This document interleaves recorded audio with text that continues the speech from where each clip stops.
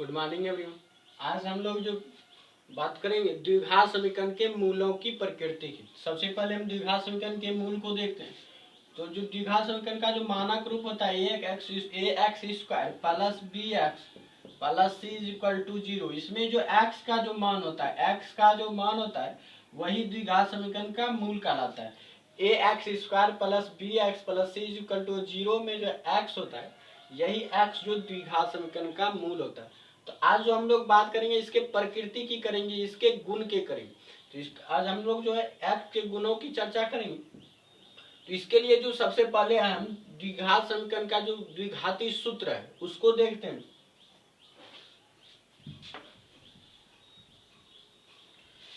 द्विघाती जो सूत्र होता है वो होता है x is equal to minus b plus minus root under b square minus 4ac upon 2a। ये होता है द्विघाती सूत्र। इसे जो हम द्विघाती सूत्र कहते हैं।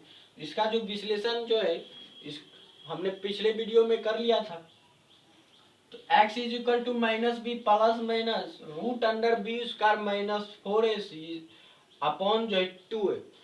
इसमें जो बी स्क्वायर माइनस 4ac जो है बी स्क्वायर माइनस 4ac जो है इसे जो हम विविक्त कर कहते हैं। विविक्त कर द्विघात समीकरण का विविक्त कर कहते हैं।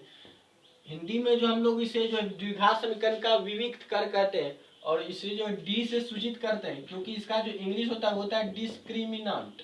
इसे इंग्लिश रूप में जो बोलते हैं वो बोलते हैं डिस्क्रिमिनांट। तो बी स्क्वायर माइनस 4ac को जो डिस्क्रिमिनांट कहते हैं और हिंदी अर्थ में जो विविक्त कर कहते हैं। विविक्त कर और इसे जो सूचित किया जाता है डी से किया जाता है। और द्विघात समीकरण में जो डी इज इक्वल टू होता है b square minus 4ac। D is equal to b square minus 4ac। हम जो रूट अंडर डी भी लिख सकते हैं। रूट अंडर जो डी भी लिख सकते हैं। तो डी इज इक्वल टू होता है बी स्क्वायर माइनस 4ac और बी स्क्वायर माइनस 4ac या डी को जो हम लोग विविक्त कर कहते हैं या डिस्क्रिमिनांट कहते हैं। और इसका जो स्पेशल इसलिए इसे रखा गया है क्योंकि यही जो है निर्धारण करता है द्विघात समीकरण के मूल के प्रतीक की। वो इसलिए क्योंकि ये जो है द्विघाती सूत्र में जो ये रूट के अंदर होता है और सारा कार्य जो है इसी पर आधारित होता है। अगर मान लीजिए इसके अंदर प्लस वाला मान है, पॉजिटिव वैल्यू है तो ये रिजल्ट भी पॉजिटिव देगा। लेकिन यदि इसके अंदर निगेटिव वैल्यू है, रूट के अंदर जो है निगेटिव वैल्यू है तो इसका मान निकालना असंभव होता है। इसके अंदर जो मान निकालना जो असंभव था ये अमान्य हो जाता है। लेकिन इसके अंदर यदि जीरो हो जाए रूट के अंदर तो जो है हम कुछ मान उसका भी निकाल सकते हैं। ये जीरो के इक्वल होगा तो ये जो है इसका मान भी संभव होता है। लेकिन रूट के अंदर यदि माइनस हो जाए, निगेटिव हो जाए, रूट के अंदर जो भी वैल्यू है वो निगेटिव में हो तो जो इसका मान अमान्य हो जाता है।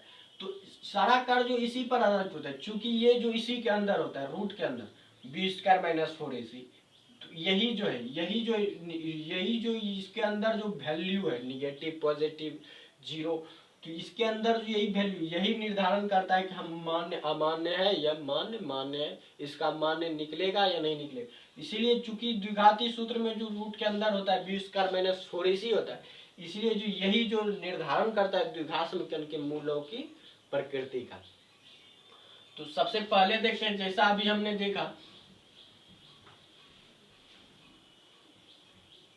जैसा हमने अभी कहा बी स्क्वायर माइनस 4ac जो है रूट के अंदर होता है इसलिए रूट चूंकि जो है माइनस रूट जीरो ये तीन मान संभव होते हैं, निगेटिव पॉजिटिव एंड जीरो।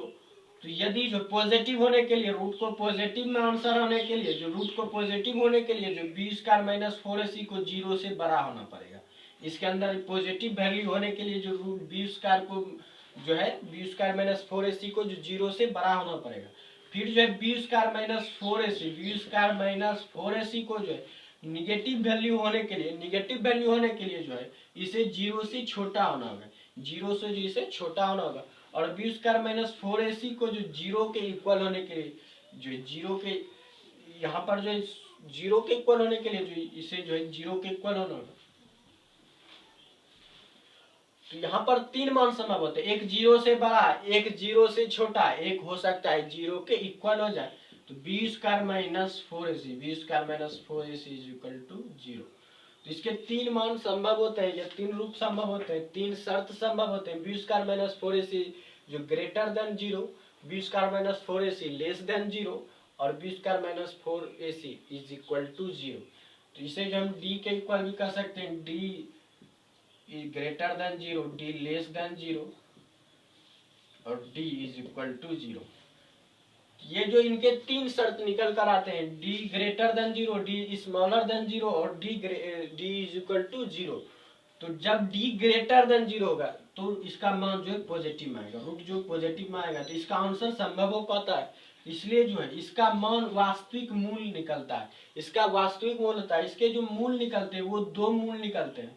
इसके जो दो मूल इसलिए निकलते हैं कि क्योंकि जो मान लेते हैं एक्स स्क्वायर जो द्विघाती सूत्र है minus b plus minus root under d is equal by 2 है।